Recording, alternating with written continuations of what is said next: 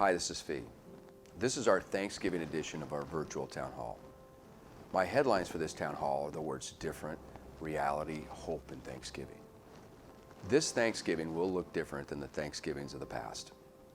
As we limit our gatherings physically and continue to connect virtually, we must remember our sacrifice during this holiday will be rewarded when we can celebrate together once again after we defeat this virus. For some of us, it'll be hard not to have our family or our friends at the table, but for others of us, it might be a relief. Our staff is here to help you connect appropriately and safely with the goal of celebrating all those we are thankful for while not contributing to the spread of this virus. The reality of the situation is that COVID rates are surging to record levels in both Oregon and Montana. The reality is that our communities are continuing to see new cases appear. Right now, a couple of our communities are fighting active outbreaks, while others have had no cases at all. Even though our COVID positive percentages remain below state averages, we recognize that the rise in cases all around us serves as a constant reminder of the need to remain vigilant, especially during the upcoming holidays. We'll continue to use our resources to keep you safe and connected as appropriate. The reality is that while most of us are healthy and feel safe, some of us are fighting for our very lives. Earlier today, I spoke with Steve MacArthur, our Executive Director at the Springs of Veranda Park in Medford, Oregon. I asked Steve to share his thoughts on the reality of COVID-19 right now. Steve's especially qualified, one, because he's been successful in fighting COVID at the Springs of Veranda Park, keeping it free from any outbreaks, even with some employees and residents testing positive at different times throughout this year. Steve is also a real-time expert because right now Steve is in an ICU in Medford fighting for his life. We want to share some of that conversation with you. Steve, thank you for talking with us today. How did you get this virus?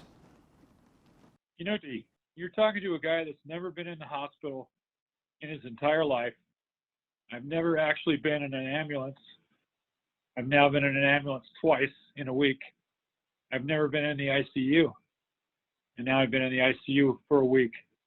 My wife and I practice diligent social distancing. We wear masks at all times.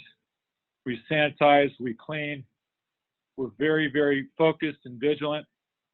And honest to goodness, I don't know, as I sit here, exactly how it is that I was able to acquire this virus. But it caught me, and it caught me hard and fast. Unfortunately, isolating from our family for an extended period of time. It's what we have to do. Everybody understands it, and that's what we're going to do. I hope that everybody has a wonderful Thanksgiving, but practice it safe and do the best you can to keep you and your family 100% on guard and safe from this virus. All of us will get through this together.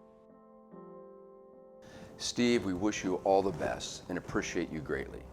You're a strong leader. Get well soon. Our thoughts and our prayers are with you and your family. Understanding the reality and the seriousness of this virus, we also have much to be hopeful for.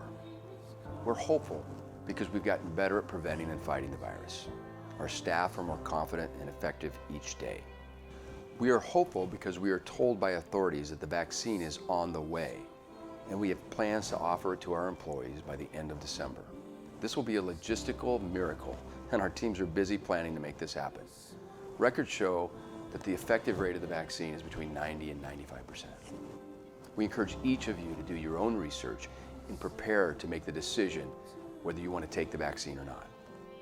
At the Springs Living, I'll be the first one to take the vaccine because I believe the risks of the vaccine are lower than the risks and the potential lingering health impacts of getting COVID-19. We are hopeful because environmental testing by Envirotech is now allowing us to detect COVID-19 better and other viruses.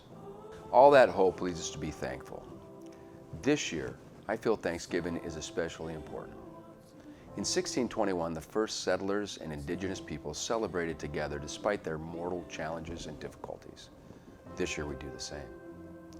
In 1863, we celebrated our first official national Thanksgiving holiday proclaimed by Abraham Lincoln. as our country faced impossible odds and fought once again for freedom, justice, and equality. And this year, we do the same. And finally, I'm thankful for my family and my Springs Living family, which includes each of you and each of our employees who show up every day to protect and to serve. May your holiday be warm and reassuring. May our country move forward in its fight against this virus, a fight to unite us in our common and shared love of freedom.